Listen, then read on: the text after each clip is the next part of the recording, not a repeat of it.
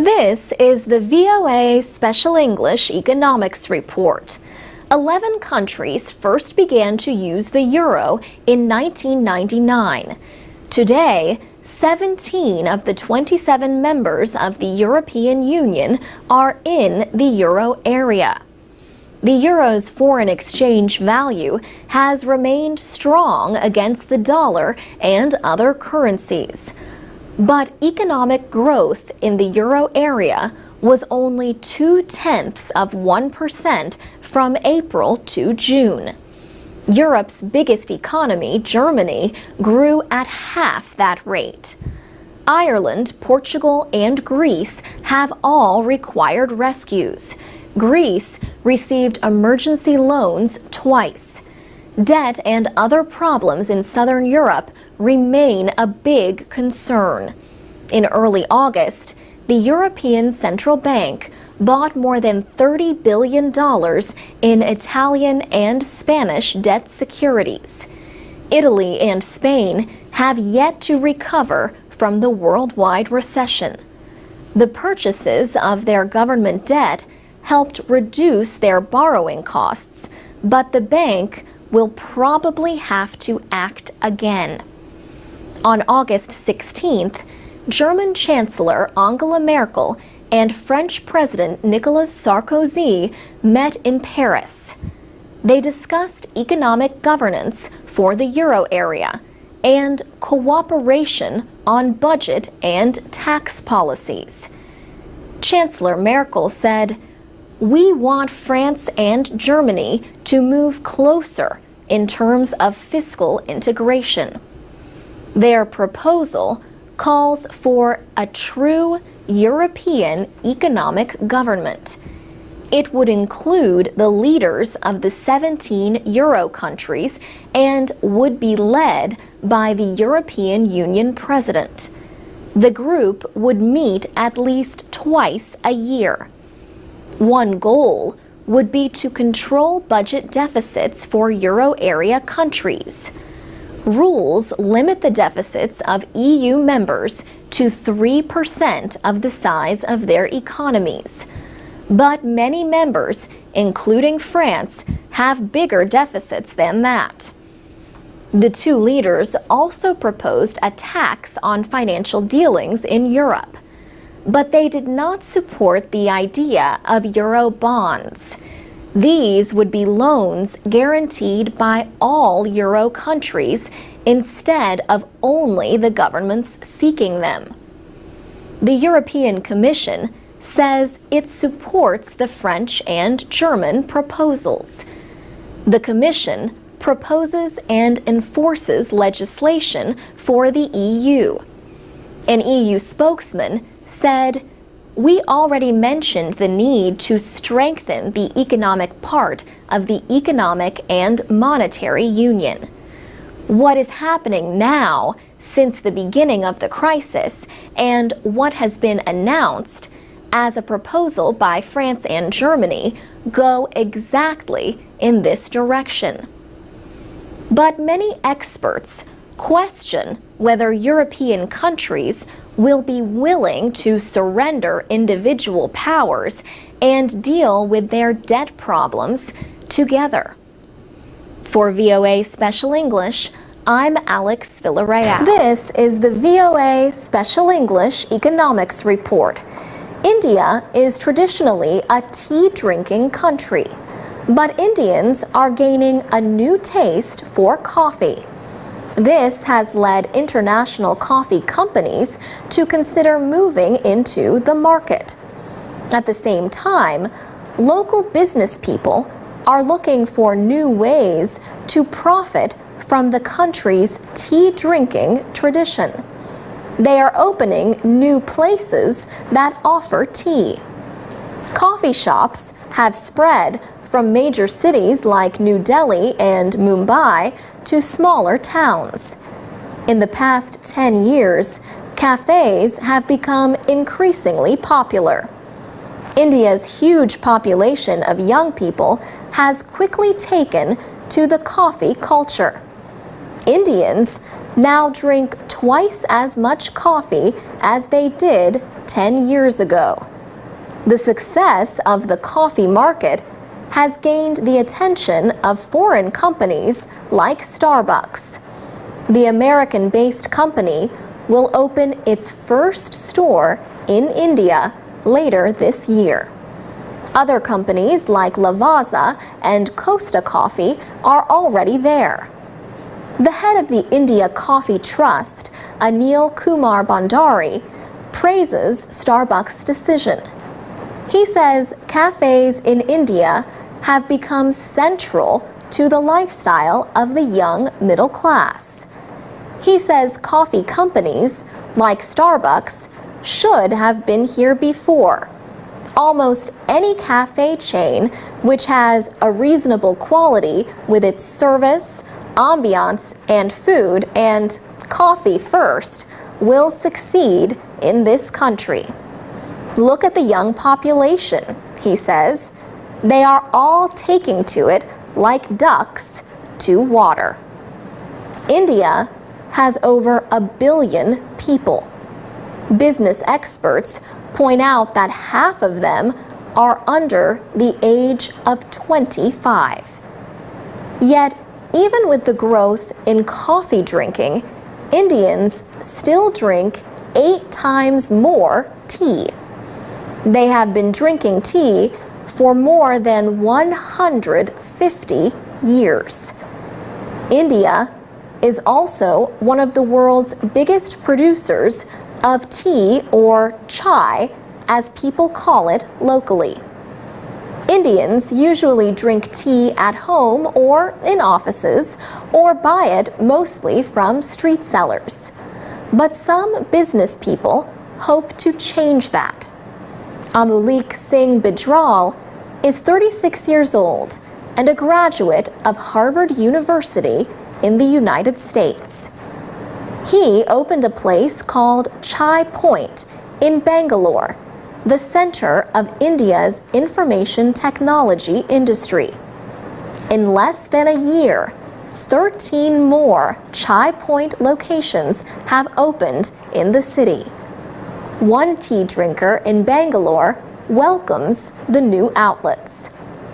Out-of-home options like this are new, especially since coffee drinking has boomed in the last couple of years. This is a little different. For VOA Special English, I'm Alex Villarreal. From VOA Learning English, welcome to Economics in Special English. The International Labor Organization says nearly 200 million people are without jobs around the world. And the ILO is warning of even higher unemployment this year. The United Nations agency released a report called Global Employment Trends 2013. It says the number of unemployed worldwide rose by more than 4 million last year from the year before. The report says 1/4 of this increase was in developed economies. The remaining 75% was in mainly developing economies in Asia and in African countries south of the Sahara Desert. The report also says an estimated 39 million people stopped looking for work last year. The average length of unemployment increased sharply in developed economies. 1/3 of all job seekers in wealthy countries were unemployed for a year or more. The ILO's Director General, Guy Ryder, says the world's economic recovery is not expected to be strong enough to reduce unemployment quickly. His group says the labor market is especially hard for young people. The ILO says 12.6% of people between the ages of 15 and 24 are unemployed worldwide. It says more and more young people who experience long-term unemployment stop looking for work. This prevents them from gaining needed on-the-job experience. Guy Ryder says, to create jobs, all countries must provide more predictable policies. He says these include measures to raise wages and support buying. He says countries should enact reforms to strengthen their banking industries so banks can provide credit. For VOA Learning English, I'm Carolyn Presutti. I'm Alex Villarreal with the VOA Special English Economics Report. America's biggest car maker accepted $50 billion in federal aid from the Obama and Bush administrations. People joked that GM meant government motors. Now General Motors could be on the road to recovery. The company recorded over $2.5 billion in profit in the first half of the year. The government still owns 61% of GM as a result of the bailout. Canada is also a shareholder. But now GM plans to sell stock to the public again. GM spent just 40 days in bankruptcy. It sought protection from its creditors in June of last year. GM restructured. It discontinued some vehicles and closed dealerships and factories. In April, GM repaid almost $7 billion in government loans. Many of its creditors are waiting to see how much they get. GM plans an IPO, an initial public offering of stock, later this year. The company could raise as much as $15 billion. Chief Executive Edward Whittaker left the company September 1st. He wants the government to sell all of its shares in the company during the IPO. Many experts believe the Treasury will act slowly over time after the public offering is completed. If the stock price rises, the government could profit from the rescue. But the IPO is risky for the company. The offering will test the willingness of investors to take an equity share in the new GM. Buying equity is not like buying bonds. Bonds represent a loan. Equity represents ownership. Investors willing to buy equity shares in a company expect one thing: growth. GM believes it can make that happen, in part with a new electric and gas hybrid car.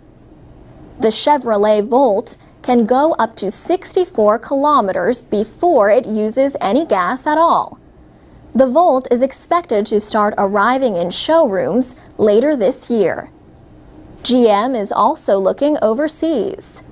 The world's fastest-growing car markets are in developing nations. GM is now selling more cars in China than in the United States. GM still leads the American market, although Toyota is now the biggest car company in the world. There are signs that America's big three car makers may have put the worst of their recent troubles behind them. Chrysler also went through bankruptcy and says its sales are up. Italy's Fiat holds a 20% share. Ford Motor Company avoided bankruptcy and refused government help. Ford reported close to $5 billion in profit for the first 6 months of the year.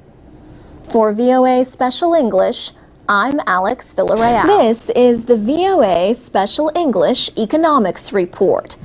The best example of something is often called the gold standard. It sets the standard against which other things are measured. In economics, The term describes how major trading nations once used gold to set currency values and exchange rates. Many nations continued to use the gold standard until the last century.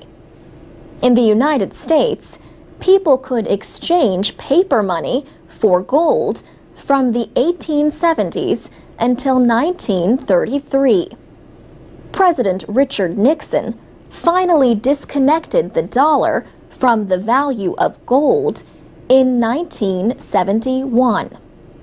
Some politicians from time to time call for a return to the gold standard. But in 1978, the International Monetary Fund ended an official gold price. The IMF also ended the required use of gold in transactions with its member countries.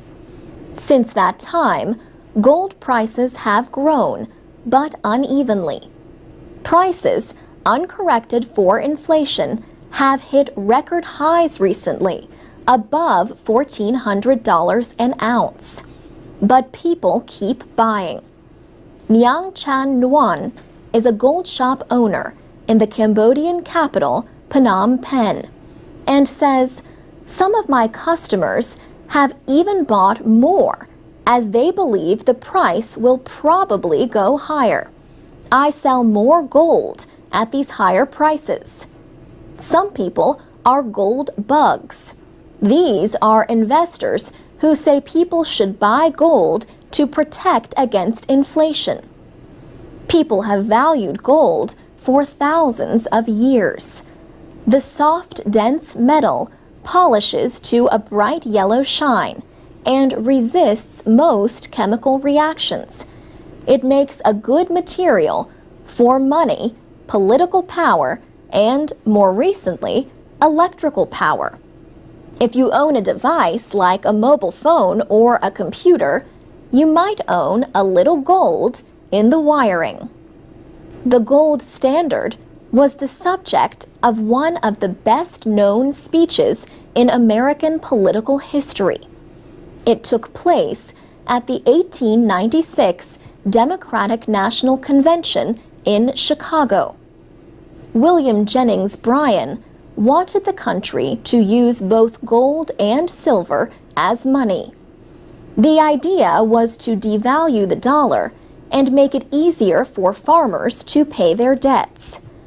Bryan said, "You shall not press down upon the brow of labor this crown of thorns. You shall not crucify mankind upon a cross of gold." This speech made William Jennings Bryan famous. He was a presidential candidate 3 times, but he never won. For VOA Special English, I'm Alex Villarreal. You can learn more about the world every day and learn English at the same time at voaspecialenglish.com.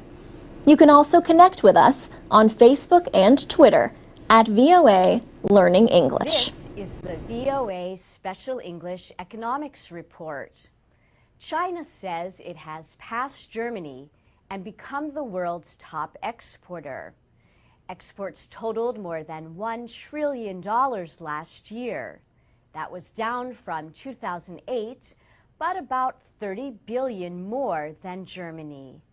China's influence in the world has increased with its fast-growing economy. The United States remains the largest economy. China is third and gaining on Japan. Manufacturing has expanded, fueling exports. But China has not imported as much as its trade partners would like. Its policies about valuing its currency and its human rights record have also created tensions. And now there is a new dispute. China is the world's largest internet market, but Google says it may leave. The company said it was targeted by a major internet attack launched from China in December. It says intellectual property was stolen and the attackers sought access to Gmail accounts of Chinese human rights activists. At least 20 other large companies in different industries were also targeted. Also, the company said it is no longer willing to censor search results as required by Chinese law. Google says it is still observing censorship laws, but it will hold talks with the government in the coming weeks. Google.cn launched 4 years ago. Google is estimated to have around a 30% share of the search market in China. But that is only about half the share of the Chinese search engine Baidu. Baidu also reported an attack on its website in January. Online advertising sales in China are estimated to bring Google only a few $100 million a year. Not much for such a big company, notes business expert Fariborz Gadar at Penn State University. He says Google has to make a decision. It can stay in China, or it can move out so as to protect its name and brand because of the restrictions and cyber attacks. Online activity in China is closely watched, and the government tries to limit access to many sites, including VOA. In January, a foreign ministry spokeswoman said, China's internet is open and that Chinese law bars cyber attacks.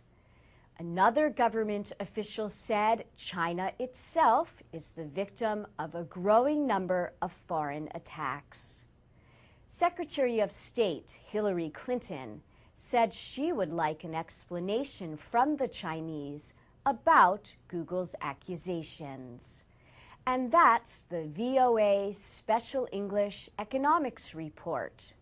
You can find more reports about economics at voaspecialenglish.com. August, the European Central Bank bought more than $30 billion in Italian and Spanish debt securities. Italy and Spain have yet to recover from the worldwide recession. The purchases of their government debt helped reduce their borrowing costs, but the bank will probably have to act again. On August 16th, German Chancellor Angela Merkel and French President Nicolas Sarkozy met in Paris. They discussed economic governance for the euro area and cooperation on budget and tax policies. Chancellor Merkel said, "We want France and Germany to move closer in terms of fiscal integration." Their proposal calls for a growth in the euro area was only 0.2% from April to June. Europe's biggest economy, Germany, grew at half that rate. Ireland, Portugal, and Greece have all required rescues. Greece received emergency loans twice. Debt and other problems in southern Europe remain a big concern. In early August, this is the VOA Special English Economics Report. 11 countries first began to use the euro in 1999. Today, 17 of the 27 members of the European Union are in the euro area. The euro's foreign exchange value has remained strong against the dollar and other currencies. But economic grew European economic government. It would include the leaders of the 17 euro countries and would be led by the European Union president. The group would meet at least twice a year. One goal would be to control budget deficits for euro area countries. Rules limit the deficits of EU members to